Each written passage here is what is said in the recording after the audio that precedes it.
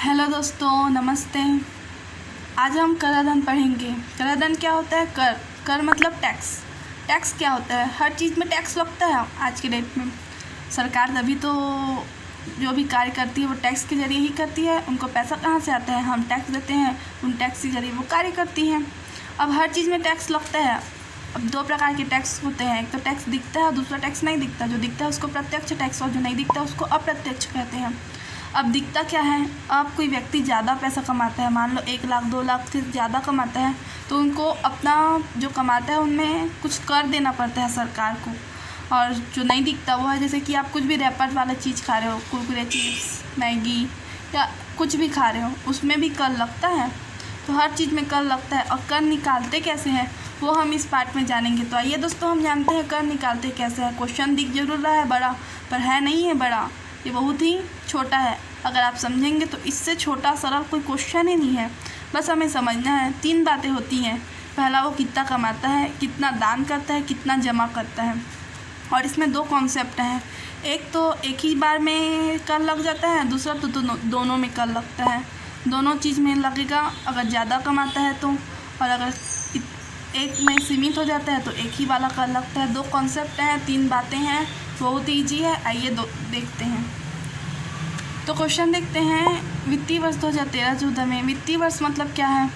एक वर्ष। और ये वर्ष सरकार के लिए कब से स्टार्ट होती है? 1 अप्रैल से 31 मार्च तक ये एक वित्तीय वर्ष होता है। सरकार अपना नया अर्थव्यवस्था 1 वर्ष में बदलती रहती है।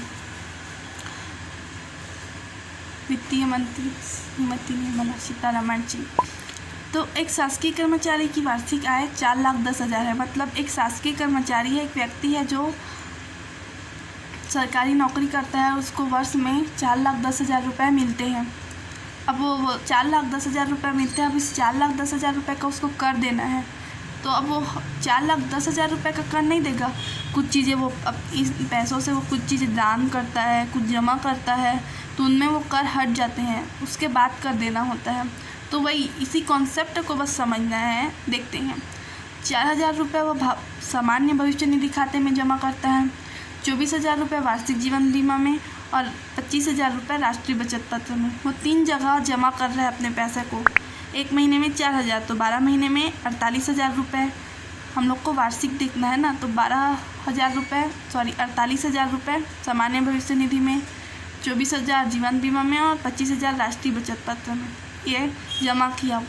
अब प्रधानमंत्री राहत कोष जो 100% कर मुक्त है में 20,000 रुपये, वो 4,10,000 कमाता है, उसमें से वो 20,000 रुपये राहत कोष में, जो प्रधानमंत्री राहत कोष निकला उसमें वो दान करता है। और वृद्धाश्रम में 12,000 रुपये दान करते हैं। तो जो 20,000 रुपये दान करता है उसमें कोई कर नहीं लगेगा। वो अपने पैसे का जो 20,000 है उसके पैसे का 20,000 का कोई कर नहीं लगेगा। और जो 12,000 है उसमें का 50% का ही कर लगेगा और 50% का कर नहीं लगेगा, क्योंकि वो वृद्धाश्रम में क्या कर रहा है? दान कर रहा है, इसीलिए उसको कर नहीं देना होगा। हाँ, आधा प्रतिशत ही कर देना होगा। तो हम घटाएंगे ना, तभी तो इतना का कर देंगे तो ज़्यादा हो जाएगा, कम का कर देंगे तो कम होगा। उसके द्वारा वर्ष के अंत में देय आयकर की गणना कीजिए। सभी बचत 1 लाख रुपये तक कर मुक्त है।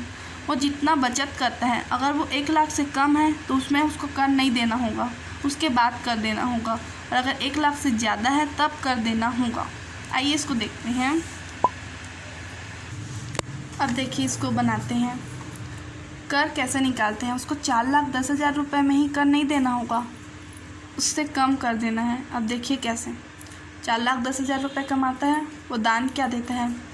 प्रधानमंत्री राहत कोष में 20,000 रुपये देता है, जिसमें उसको कोई कर नहीं देना है। मतलब 4,20,000 में 4,10,000 में हमें 20,000 को घटा देंगे। और फिर वृद्धाश्रम में वो 12,000 रुपये दान करता है, तो उस 12,000 रुपये में 50% कर मुक्त है। तो उस 12,000 और 50% निकालेंगे तो कितना आएगा? 6,000 आएगा। तो टोटल कितना दान किया? वो 20,000 प्लस 6,000, तो कितना? 26,000।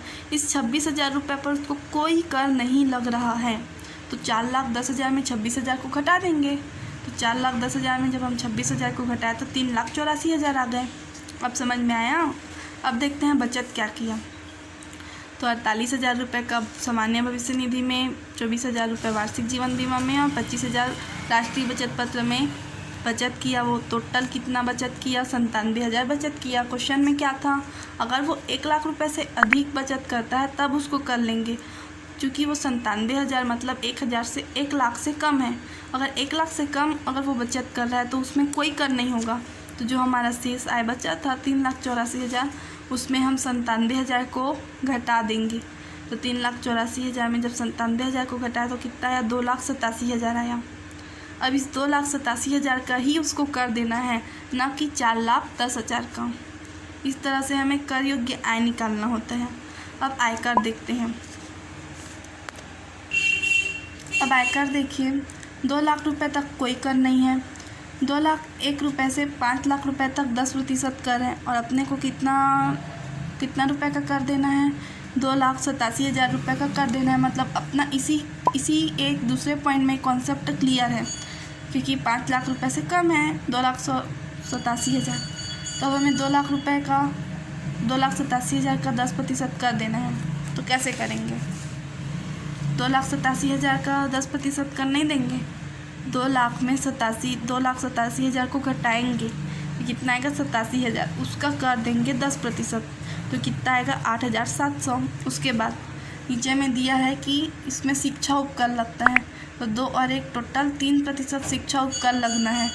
तो जो हमारा कर है 8,700, उसका 3% निकालेंगे तो कितना आएगा 261। अब कुल मतलब जो आयकर है और शिक्षा उपकर है, इन दोनों को जोड़ देंगे तो 8,961 रुपये कुल आयकर हुआ। इतना ही रुपए उसको देना है। दोस्तों ये क्वेश्चन बड़ा बड़ा है, लेकिन बहुत ही इजी है। दोस्तों अब हम दूसरा क्वेश्चन देखते हैं। कमाता कितना है, 7,20,000 रुपये। जमा करता है 3 जगह जमा करता है। सामान्य भविष्य निधि में 4,000 रुपये। मासिक है तो वार्षिक कितना होगा, 48,000 रुपये। वार्षिक जीवन बीमा में 20,000 रुपये। राष्ट्रीय बचत पत्र में 30,000 रुपये। टोटल कितना जमा करता है ये देखेंगे। अगर 1 लाख रुपए से कम हुआ तो घटा देंगे, और अगर 1 लाख रुपए से अधिक हुआ तो जो जितना आय रहेगा उसमें 1 लाख को घटाएंगे, और फिर जो आएगा उसको 7,20,000 से घटाएंगे। फिर अनाथ आश्रम में 15,000 रुपये दान करता है। जो दान करता है ना दोस्तों, उसमें कर मुक्त होता है। तो अनाथ आश्रम में जब दान किया तो 50% कर मुक्त हुआ, मतलब 15,000 दिया तो 15,000 रुपये का उसको कर नहीं देना होगा, उसमें 50% काट के कर देना होगा। तो कितना आएगा, 7,500 आएगा। उसमें घटाएंगे, उसके बाद कर देंगे। आइए दोस्तों समझते हैं। वार्षिक वेतन 7,20,000 था, लेकिन 7,20,000 का कर नहीं देना होता। कुछ कार्य किए जाते हैं, उसके बाद कर दिया जाता है। तो अनाथ आश्रम में 15,000 रुपये दान किया गया, तो 15,000 रुपये में 50% कर मुक्त है। तो कितना आया, 15,000 का 50% 7,500। अब 7,500 का वो कर देगा और 7,500 का कर नहीं भी देगा, दोनों एक ही अमाउंट है, आधा है। तो 7,20,000 में 7,500 को घटा देंगे तो 7,12,500 रहेगा। अब ये अपना आय हो गया। अब वो 3 जगह जमा करता है तो टोटल कितने आते हैं, 98,000 रुपये। 98,000 1 लाख से कम है, इसीलिए जो आया है उसमें 98,000 को घटा देंगे तो 6,14,500 हो जाएगा। अब 6,14,500 का ही उसको कर देना है, ना कि 7,20,000 का। अब आय देखते हैं, आयकर देखते हैं। अब हम आयकर की गणना करते हैं तो 2 लाख रुपए तक तो कोई कर नहीं है। फिर 2 लाख से 5 लाख रुपए तक 10% कर है।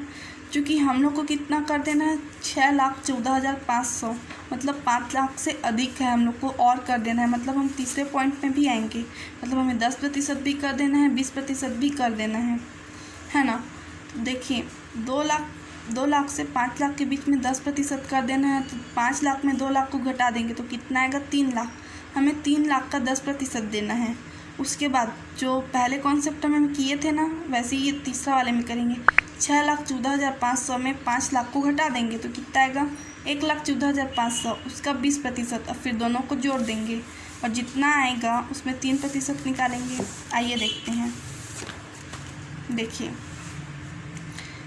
3 लाख का 10% निकाले और 1,14,500 का 20%, कितना आया, 30,000 और 22,900। इनको जोड़े तो 52,900 आया। अब 52,900 का 3% निकाले तो 1,587 आया। अभी आयकर और शिक्षा उपकर को जोड़ देते हैं तो 54,487 रुपये आया। यही हमारा कुल आयकर है। 2 कॉन्सेप्ट है दोस्तों इसमें, बस ये 2 कॉन्सेप्ट थे, बाकी सारे क्वेश्चन सेम टू सेम है, पहला और दूसरा जैसे बनेंगे। आप बनाने का कोशिश कीजिएगा, और यदि आपसे कोई भी क्वेश्चन नहीं बनेगा तो बताइएगा कमेंट बॉक्स में। हम आपको उस क्वेश्चन का वीडियो बना के अच्छे से समझाने की कोशिश करेंगे। देखने के लिए थैंक यू सो मच।